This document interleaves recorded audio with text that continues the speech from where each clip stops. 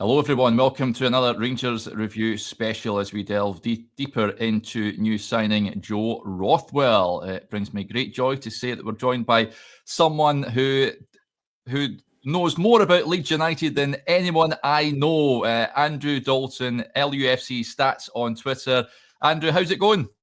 Yeah, very well, thank you, very well. Looking forward to the return to the Premier League in 48 days away, and seeing what the 49ers can do in the next 12 months or so. And yeah, very much looking forward to, very excited for the future, certainly at Ellen Road over the next 12 months or so. And of course, we've now got dual ownership with Rangers, with the 49ers at Ibrox, hoping to take your guys to the next level and hopefully to replicate what they've done at Ellen Road. Yep, we'll get stuck into Rothwell in a minute, but you get high hopes next season. Of course, the three teams that went up the season before last came straight back down, so it's a bit of a jump, isn't it, from Championship to the Premier League? But have you get full belief that you can compete next season? Yeah, I think, as I've said, I think over the course of the summer, you look at Leicester, Southampton that came up and went down, the three previous to that, Burnley, Luton and Sheffield United, that made the jump. And it is going to be difficult, but I think the Leeds' ambition is looking good. Some of the signings they've brought in are looking really good. And I think the aim is just to finish 17th in the Premier League, Derek, to be honest with you. And if you do that, you can kind of build for the future going forward. But it is going to be tough. It's naturally going to be tough. But you cannot, my eyes are kind of looking at teams like West Ham, who are a bit in disarray. Wolves have lost a few players as well, and Brentford have obviously lost Thomas Frank, and Keith Andrews has come in. So you've only got to finish above three teams and you stay in the Premier League. But it's going to be tough, but I've got hopes that we can bridge the gap and hopefully stay in the Premier League for at least more than one season. Yeah, I think you'll do all right, but yeah, it'll be interesting to see how you boys get on. Joe Rothwell then, signed for Rangers. He was unveiled yesterday, signing a 3-year deal from Bournemouth. He was on loan with Leeds last season, played a big role in getting you guys back up into the Premier League. What can you tell us about him then, Stats? What sort of player is he? Yeah, you're going to get a very combative midfielder who can turn defence into attack very, very quickly. He's got a beautiful cultured left foot with some of the crosses that he did last season. There's one game that really sticks in the mind when we beat Sunderland on a Monday night. We were 1-0 down going to the last 5 or 6 minutes. And he put two absolute brilliant crosses in for Pascal Struijk to go on and win the game. Because he was an integral part of what Leeds did last season in winning the winning promotion to the Premier League. Obviously, he's been on loan at was from Bournemouth, been on loan at Southampton as well. So he certainly comes with a high pedigree. I think you're getting a really cultured player as well. I know there were a few murmurings when he signed for saying Joe who, but he came, from my perspective, a really integral part of what Leeds did last season. I think you're getting a really, really good player that will hopefully take Rangers to the next level. Yeah, what sort of position was he predominantly playing in that midfield? He was kind of playing, look, I don't like to paraphrase, but he kind of playing the Claude Makélélé role where he stops the defence and then turns the defence into attack, and he could spray some wonderful passes, and some of the balls he was spraying across to the wingers in sort of Willy Gnonto, Manor Solomon and Larger Ramazani last season were absolutely brilliant, and he's kind of the glue that sticks it together. He formed a really good partnership with Ethan Ampadu towards the back end of the season, and he deserved his championship medal that he got, and a massive part of the team that got 100 points last season as well, Derek. Yeah, you mentioned cultured left foot. He loves a screamer or two, doesn't he? He's good on the ball and striking the ball, doesn't he? He does. I think the only thing that was missing from him last season was goals. Unfortunately, they didn't manage to get on the score sheet, but I know he has scored a few goals when he was at Blackburn and Southampton as well. But I think he'll fit in well. I think Russell Martin knew him at Southampton as well. Obviously, your new manager. So I think he'll fit in really well at Ibrox and hopefully take you to the next level and try to bridge that gap between yourselves and the other side of Glasgow. Yeah, did you have any injuries during his season with you guys at all? Not too many that I can recall. It kind of all merged into one last season, to be honest with you, with all the games. But when he was called upon, I think he had a couple of injuries towards the back end of the season, but when he was called upon, he did a really, really good job, and he'd be a very valued player, and he'd be one I'd certainly be keeping my eye on. I know you've got your Champions League qualifiers coming up very shortly, but once they start, I'll be keeping an eye on him. And yeah, I think he had 1 or 2 injuries, but he didn't miss too many games last season for Leeds at Ellen Road. Yeah, big question. I mean, you guys have went up into the Premier League, I'd imagine, looking at a higher calibre of player. It's fair to say, not meaning to be disrespectful to Joe, but is that the reason why they've maybe not pursued a permanent deal for Joe Rothwell? What's the view amongst the league fans?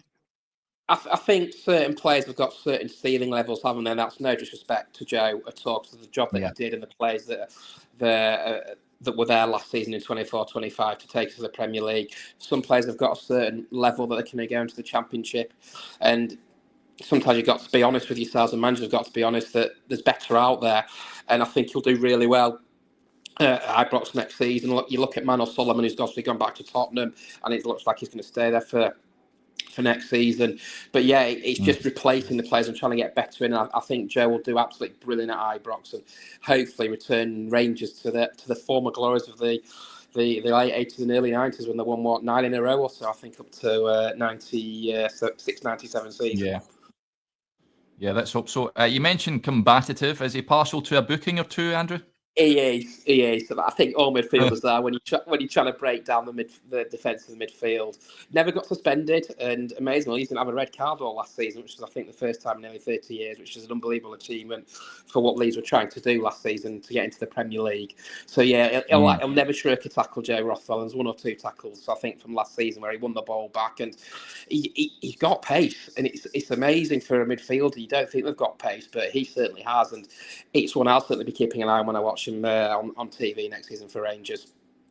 Yeah, most definitely. You mentioned that you can see him doing well with the pressures and the intensity. I mean, Leeds and Rangers, similar with regards to a fanatical fan base and the pressures on the players. You think, is it the mentality to cope with that there when he comes up here? I certainly do. I think you look at what Leeds were trying to achieve, and the pressure playing at Ellen Road is absolutely intense. And you see yourself at Ibrox every week that Rangers is trying to get above Celtic, and the pressure is probably paramount at what you're trying to do at Ibrox. And you've had a few probably laden years since the glory era, and obviously since when you went down in 2012 and 2013. And I think, from my perspective, I always had a little soft spot for Rangers. Even when you beat us in the 92-93 European Cup, when John Lucas punched the ball into his own net, and what have you, which I think was the last time we actually met competitively. But yeah, I think he'll thrive on the pressure, certainly. And I think what he did at Ellen Road to help the team get 100 points is something certainly to be looked at. Yeah, absolutely. And of course, you mentioned there playing he's taking the number 6 at Rangers as well. Could you see him maybe playing in that role next season? Is he quite comfortable just in front of the back four? He can kind of play in front of the back four or just ahead of the back four, really. And he did that so well with Ethan Lampard and Ilya Gruev, if and when called upon. And I think he'll absolutely thrive in the cauldron that's Ibrox. Look, there's always pressure on Rangers in every game that you play. The expectation is to win the game, and it'll be good to have a title race in Scotland next season. Because certainly from a purely a sort of point of view, from my point of view perspective, that you want to see a title race. It makes it more enjoyable for the neutral as well. You don't want to see the green side of just Ibrox of Glasgow running away with it. It's no fun for the neutral as well. And I'd love to see Rangers return to the former glories, because when I was growing up, when the late Walter Smith was manager and Mark Haley and Alan McCoy banging in the goals for Rangers, it was wonderful to see. So hopefully he'll thrive on the atmosphere at Ibrox next season, Derek. I hope you're right. And is he a good guy in the dressing room, do you reckon, as well? Stats? Is he a good character, do you reckon? Really good character, strong character. And I think Leeds had plenty of the strong characters in the dressing room last year. And you saw with the way they finished the season to do it in the last minute at Plymouth when Manuel Solomon scored to take Leeds to 100 points. So he's a big influence, and I'm certainly he'll hit the ground running ahead of, I think you've got a Champions League qualifier coming up in a couple of weeks. I think you've got Club Brugge. I believe, in a friendly. So I'll be certainly keeping an eye on him. And I think he leaves Ellen Road with certainly his absolute best wishes, certainly from my perspective, for what he did to be part of the Championship winning side last season. Fantastic. So, I mean, the 49ers, as we touched on, have got in charge of both Leeds United and Rangers now. It's an interesting state of play. How are the fans viewing that? Because I remember when it surfaced at the time, there was some Leeds supporters saying, why is he sort of taking his focus away from, I mean, you hadn't been promoted then at that point, but they're slightly concerned about their vision and taking their eye off the ball, if you like. But what's the feeling about taking over at Rangers down there at Ellen Road? I think, from my perspective, and I don't speak for all supporters, I think there's so many staff with the 49ers that can look after both Leeds United and Glasgow Rangers. I know Parag is the sort of forefront of it all, but the job that the 49ers have done and the job that Parag has done as Leeds is second to none. And I'm hoping that they can sort of replicate that at Rangers, and I don't see an issue with it. You're here with multi-ownerships with different clubs down the countries and what have you, and I think he'll do a really good job. Obviously, it took them 2 seasons to get us back into the Premier League. They didn't panic when they lost to Southampton in the playoff final in 2024. They got the players in. They lost the players in, Jorginho Ruta, for example, Archie Graham, Somerville, and then just rebuilt the squad. They could have panicked by getting rid of Daniel Farke back in 2024. They didn't, and they've got everything. 99% of the decisions that they've made, Derek, the 49ers have been absolutely spot on, and I'm absolutely certain, given time, they'll get it right at Ibrox. Yeah, and this thing, I mean, yesterday they announced 2 signings. Emmanuel Fernandez just was a late announcement, but they seem to like to do their business behind the scenes quite quietly. Then before you know it, bang, you've got a signing. Is that how they've conducted their business down there? Definitely. Like, we bought in Lucas Namacha and Christian Bioff, a Belgian defender that no one had a clue about. And you see all these rumours on social media that we're linked with this player, and basically you turn over and you think, crikey, I've never heard of that player, and it just comes out of the blue. And that's the way it should be there. Don't take any notice of any rumours, certainly, that goes around with your club, and let them do it in the background. And that's what, certainly from my perspective, the 49ers are doing, and they're doing a very, very good job at Ellen Road. Yeah, good stuff. Interesting to hear. Well, it's been great having you on there, Stats. Thank you very much. Good to catch up again. I wish you guys all the best. Where do Leeds start this? I think they've got Everton at home, don't they? Everton at home, yeah. Everton at home on the 19th or 18th of August, Monday night, in front of the cameras on Sky Sports. Important we get off to a good start, because obviously it's going to be tough from there, but very much looking forward to the return of the Premier League at Ellen Road. Yeah, cannot wait for it. Right, good stuff. I will let you go, but thank you very much for your insight, Stats. It's been great to speak again. Fantastic. Cheers, Derek, and all the best for the season.